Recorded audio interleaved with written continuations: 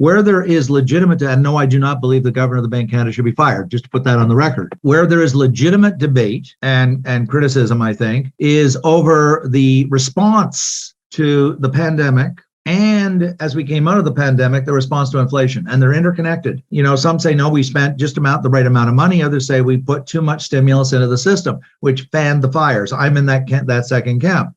I believe we drove interest rates too low. People can say, well, that's just your opinion. Well, I've looked at the empirical data. I looked at the interest rates all the way back to the origins of the Bank of Canada. And interest rates were never, ever, ever that low, 0.25%, not even during the Great Depression that ran, 10 years and was 30% unemployment. And I don't think any fair person would say that the pandemic that lasted maybe 2.5 years was anything comparable to the Great Depression.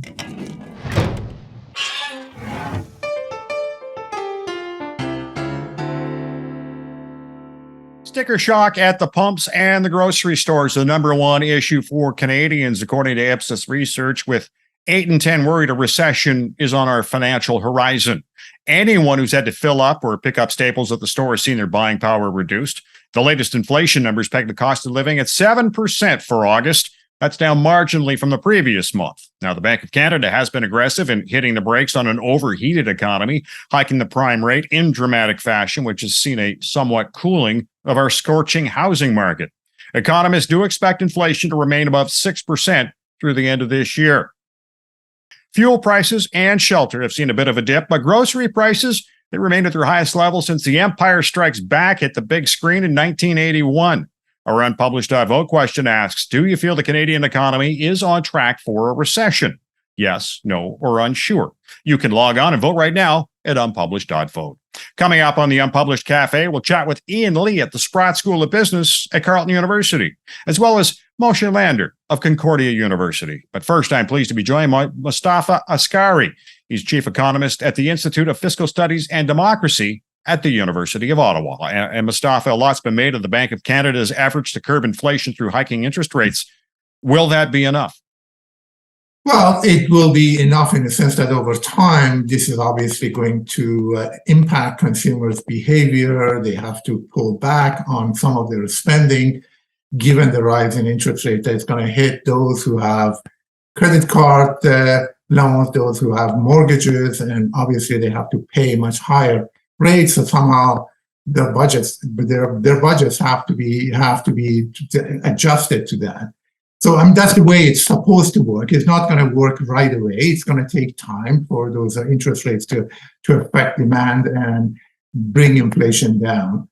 But we expect, as you said in your introduction, inflation is going to stay high for a while until these things gradually change, and over time we're going to see the decline in inflation rate.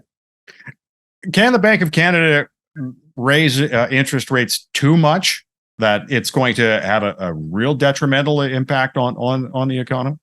Well, there is always that risk. The issue always is that how they balance that policy in terms of how much they raise interest rate, how that is going to affect the economy. And that maintaining that balance is a difficult policy issue. And sometimes they overdo it, sometimes they underdo it, and it's the way it works. But they obviously, the way that they operate is they monitor these things on a continuous basis. There are a bunch of people, very smart people, that are doing this kind of work, and they try to bring that balance in there. But there is no guarantee. The housing prices have come down a bit with those hikes, but that really hasn't had an impact on what people are paying at the grocery store. No, definitely not. Yeah. Will it eventually, or what other action? What other actions required? It will. I think we saw the last month, actually, the data for July showed that retail sales declined significantly. Now, that's an indication. That's a 1 month data, of course. It's not necessarily trend setting, but it is an indicator that the consumers are actually changing their behavior. Those who are at the budget, month to month, they have to juggle those things, and it looks like they are spending less on things that they normally buy, and that's again an indication that those things gradually would work over time, we'll see those prices going down. But food prices are a function of many different things. I mean, many of them, it's not really under control. We import a lot of food. And if food prices coming in are more expensive, there is nothing really one can do domestically. I mean, it's just those prices are going to stay high.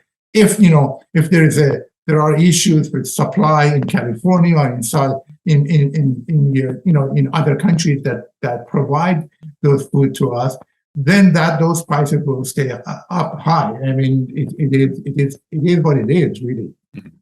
Okay, high prices are high at the grocery store, but profits are really high at those grocery stores as well. Is there something there that can offset the issue?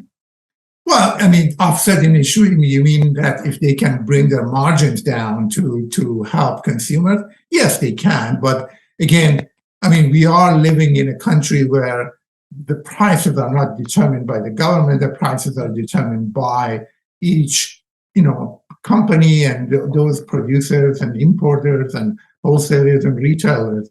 So they maintain and they set those prices based on many different factors. One of them would be their profit, but one of them would be competition in the market. So how they do that, it's not necessarily something that everybody knows, but it is something that is decided by them.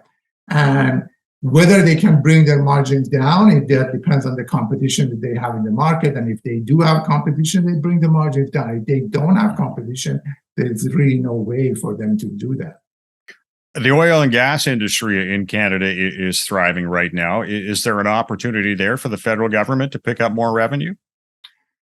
Definitely there is. The problem with that is that targeting in one sector at a time where there is a shortage of energy worldwide, and we are an exporter of energy, and we definitely don't want to do something that is going to affect other countries significantly, and that is going to have a repercussion for the Canadian economy as well. So I'm not sure targeting one industry at this time would be actually a policy that government wants to follow.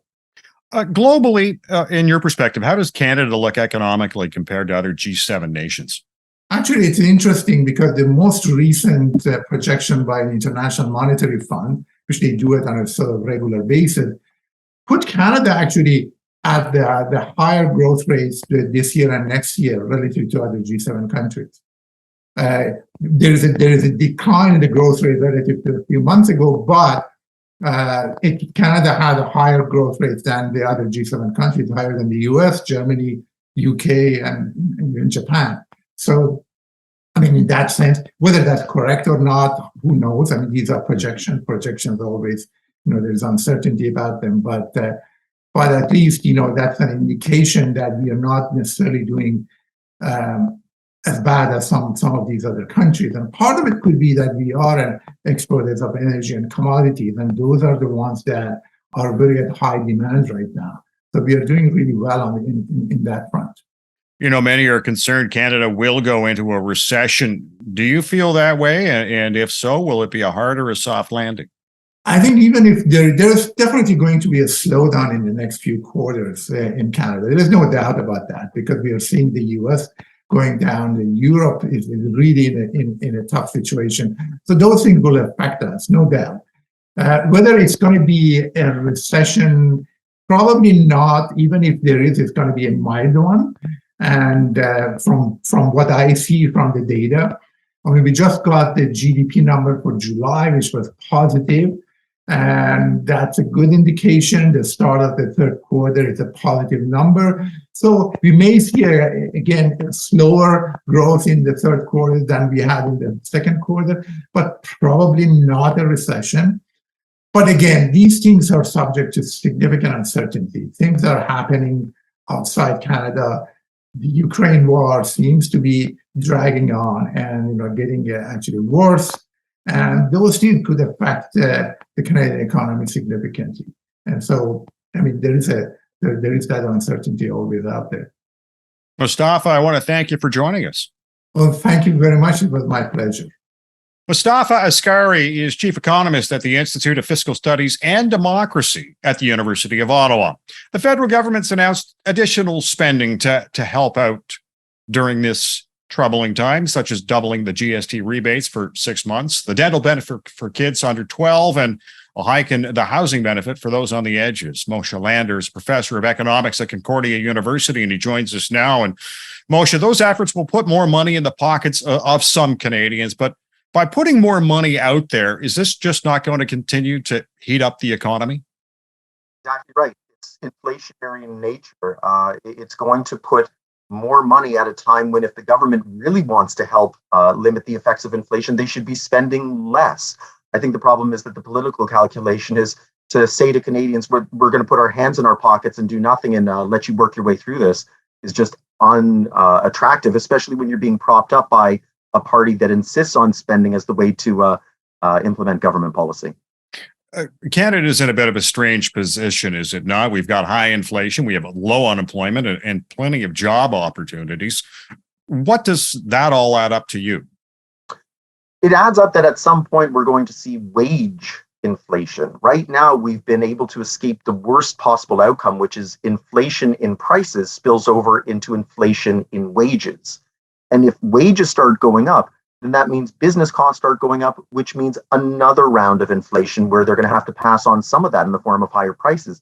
This makes the Bank of Canada's job very, very difficult. And so we've escaped the worst right now, but this situation is untenable and it's going to have to give one way or another. And where do you see it starting to give? Well, we're already starting to see a little bit of that wage price inflation effect. But the fact is that the Bank of Canada is increasing interest rates so rapidly that it's very likely to tip the economy into recession. Once that happens, right, recessions are usually associated with job losses, which means the unemployment rate goes up, which means that some of that wage pressure should be alleviated. I don't know that the design of the interest rate increases is with the intent of causing a recession, but that collateral damage in this case might not be the worst thing to happen. Well, that's going to be pretty tough to sell a lot of Canadians, is it not? Yeah, and you're seeing that a lot of the press these days is taking a very negative attitude towards the Bank of Canada, saying that you increase too quickly, you're going to cause a recession, you don't care, and who elected you in the first place. And those types of things then are what's causing a little bit of the backlash. The Bank of Canada has traditionally tried to remain aloof by design. They don't want to turn this into 1980 style Kremlinology, where every time that they release a statement, people start pouring through to see if there's hidden messages. But what they're realizing is that they do need to increase their level of transparency to indicate that, look, they're not trying to cause a recession, and that's an unfortunate side effect. But this is also a once in a generation sort of situation that we find where you have this high inflation, low unemployment, lots of job vacancies at the same time that there seems to be this problem with people finding jobs. And so it's that perfect storm that the Bank of Canada is having a difficult time managing everything at once. And okay, we talk about the Bank of Canada and what they can do. And obviously, they're not a political instrument. The government, on the other hand, does have the ability to do something. Should they be doing something? Curbing spending, increasing taxes? If they want to curb spending, then absolutely they should. If for no other reason that they ran up $350 billion deficits during the height of COVID. There's nothing wrong with that deficit at that time. The economy was dying, and basically you pump that economy full of as much spending as you can to keep it from flatlining. That was fine. You have to pull back at some point, and they've tried to. The problem is that to try now, say, balance the books in this particular environment is just untenable for them to do. So if they at least wanted to say, look, we're going to do as little as possible, we're going to do nothing even, then awesome. But the other thing that they need to do is be conveying to Canadians that why doing nothing is the optimal approach. In this particular case, a lot of that inflationary pressure is coming from the supply side. It's Russia's war in Ukraine. It's continued climate change and what that's doing to supply chains. It's COVID restrictions in very large parts of the world still that are causing disruptions to long business plans and getting goods onto shelves. No amount of government spending is going to fix that. And so if the government said that, look, we understand that this will help you right now with inflation, but all it's going to do is make that problem last longer, Canadians might be more willing to accept it, but I don't think that message is coming across clearly. And who's responsible for getting that message out? We talk about the war in Ukraine, the supply chain issues, the COVID restrictions in places, but the Bank of Canada gets a lot of the blame, or just the government, and that's not the full picture, is it? No, I mean, if you want Justin Trudeau to get in front of a microphone and try and explain this, I mean, he can. He's a pretty decent speaker. The problem is that he has a minority government, and it's being propped up by the NDP, which insists on spending is the solution to all problems in life. And so you're kind of pinned in that if you say that we're not going to spend, you're being propped up by somebody who says, yeah, you have to. And so if you take a look at the programs that they implemented, it is effectively the bare minimum they could have done, as opposed to doing nothing. And at least there are things that could maybe create long-lasting benefits, or at least doing minimal short-term harm. Now, we talk about the political suicide for a government not to spend, to support those that are hurting. But it seems there's quite a bit of a divide here in Canada between those who can withstand the inflation right now, and there are those out there who have to make hard choices day to day, living paycheck to paycheck. Yeah, and I think that that's the way that we're phrasing the debate these days, is that inflation is hitting low-income Canadians the hardest. Look, it's hitting them for sure very, very hard, but I think it's neglecting the fact that anybody who is reliant on gasoline, rent, and groceries is going to get hit hard too. So it's not just a function of low versus high income, which is normally the way that we phrase these debates. And so if you look at the way that politicians are trying to, at a provincial level, for example, deal with how can they help their own citizens, they're usually doing it through the lens of this is meant to help the low income. But I think they're missing that you could be a low income Canadian and not necessarily be experiencing the same level of inflation. If, for example, you take public transport everywhere, then you're not going to be seeing the gas effect of inflation. If you're a single person, if you're a couple without children, then the fact you might not be seeing groceries being the same sort of pressure point as somebody who has maybe a higher income but lots of children. And same thing, if you happen to own your home, you might not be seeing the rental impacts because you're not dealing with those higher interest rates in the form of mortgages, or in the fact that rent is being raised quickly to try and capitalize on those higher prices. So it's a little bit too easy to make it a low income, high income divide. It's much more lifestyle decisions. We talk about the high prices, and obviously the stock market is taking a pounding, and it's impacting the retirement for older Canadians. Does this mean that some are going to have to put it off for a while longer?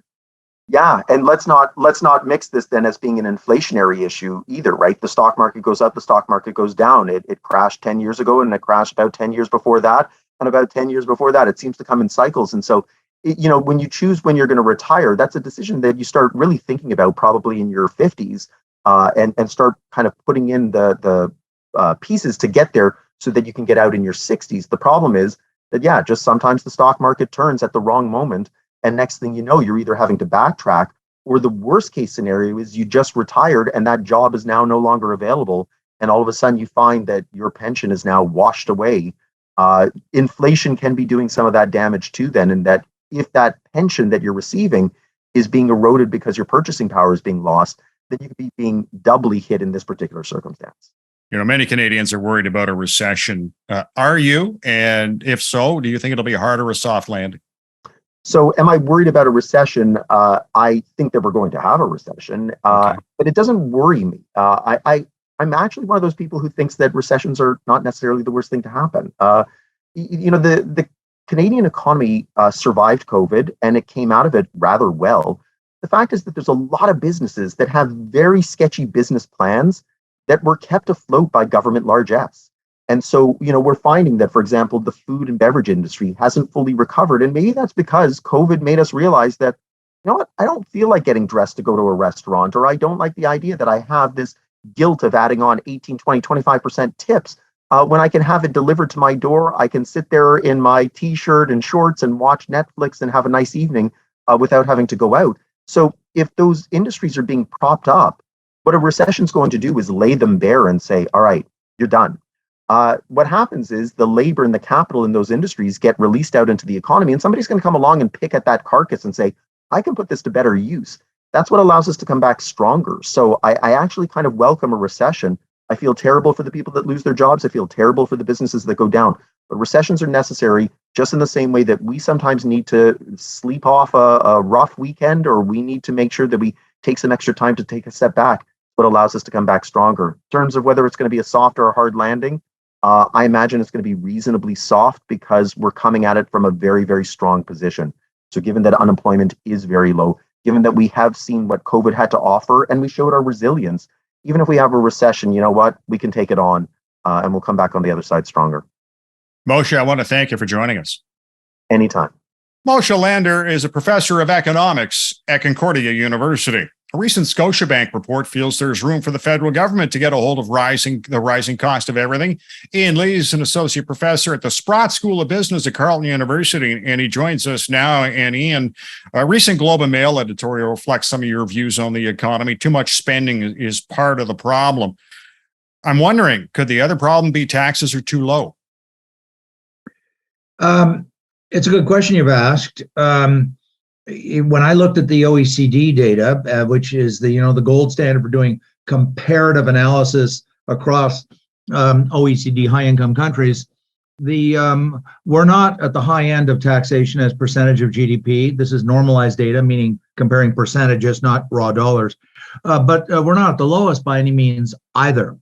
And so the issue when you raise the question of taxes, let me step back for a moment. With inflation, as the Globe correctly pointed out, putting it in colloquial language, there's too much money chasing too few goods, and there's different ways of dealing with that. One way is an interest rate increase, which I strongly support because I think rates are too low, but it has this similar impact to taxes. That is to say, when you impose a tax increase on the economy, you're taking money out of the economy.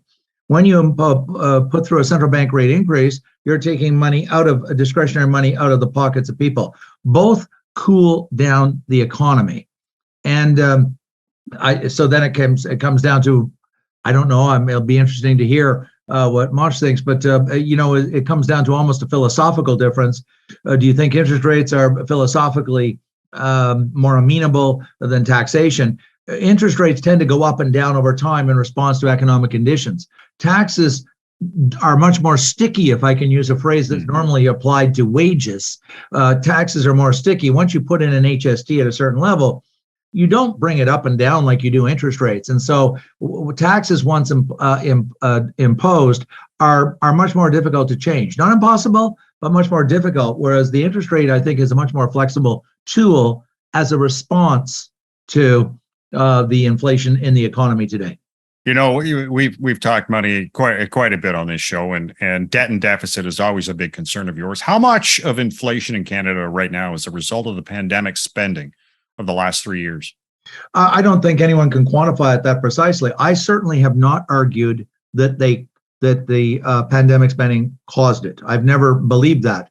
But then I lived through the 70s and 80s, and it was not caused by the spending of the Trudeau government at the time.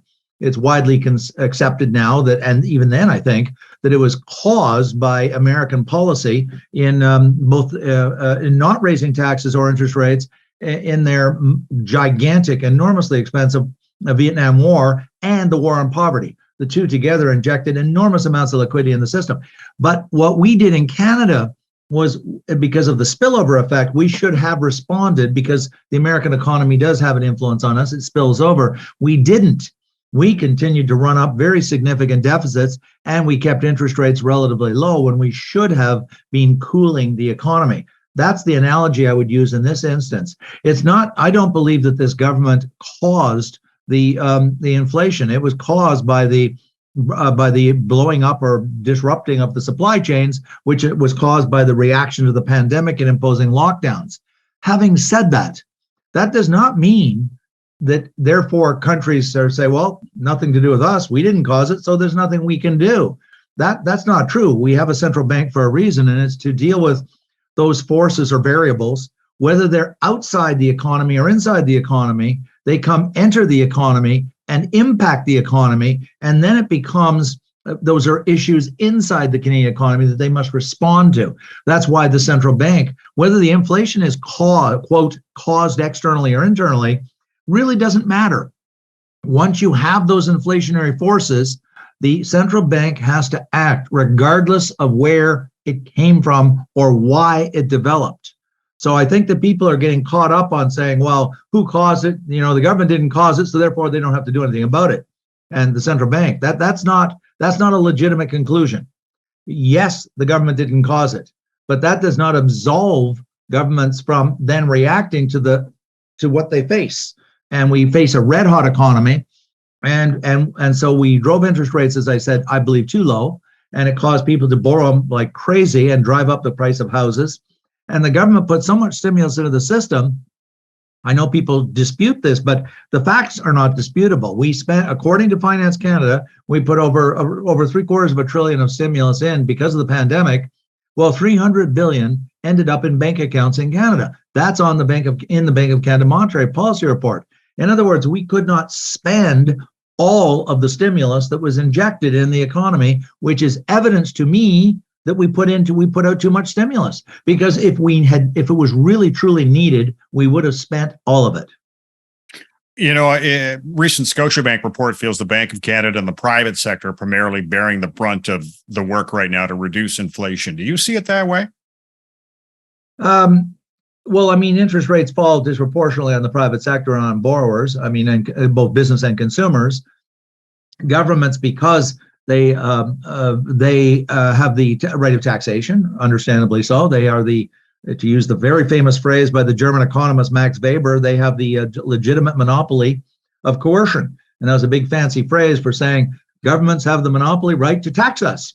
and where the private sector has to respond to that. So they cannot compel me to buy their products. Whereas the government, of course, any government, this isn't unique to Canada, any government, sovereign authority can compel me to pay HST or personal income taxes or corporations to pay corporate taxes. So I think that's what they meant by that the burden falls on the private sector because spending there is discretionary. You know, we've heard an awful lot of rhetoric regarding inflation right now in the House of Commons, you know, whether it's cryptocurrency, Bitcoin, it's Tiff Macklin's problem or his fault. You know, where does fact meet fiction here? As I said already, I do not believe the government caused inflation. And I won't get into the debate because there is a debate there, I think, whether or not the lockdown was the way to go, whether it was as efficacious as people think it was. I mean, there's people on both sides of that debate, as you know. We're not going to get into that. The lockdown occurred.